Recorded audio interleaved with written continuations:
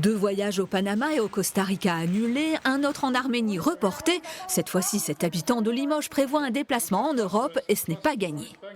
Mon projet, c'est de partir pour la fin de l'année, pour le réveillon, pour un voyage en Espagne, mais qui n'est pas encore prêt au niveau de l'agence. Voilà.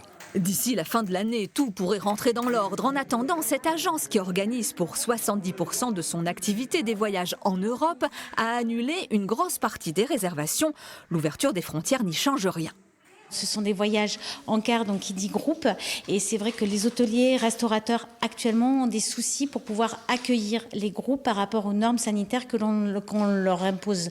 Donc c'est pour ça que nous, l'activité, on essaie de la relancer, mais pas avant la mi-août, pour voir en espérant que déjà les mesures de distanciation et mesures sanitaires soient relativement allégées.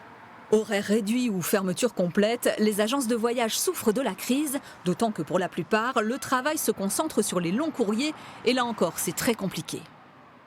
Quand vous allez dans un pays étranger, eh bien et ce qui paraît logique, ce sont les autorités de ce pays qui décident si oui ou non ils acceptent telle ou telle nationalité.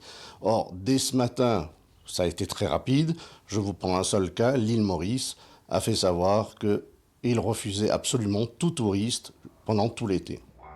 Du coup, une destination remporte tous les suffrages, la France.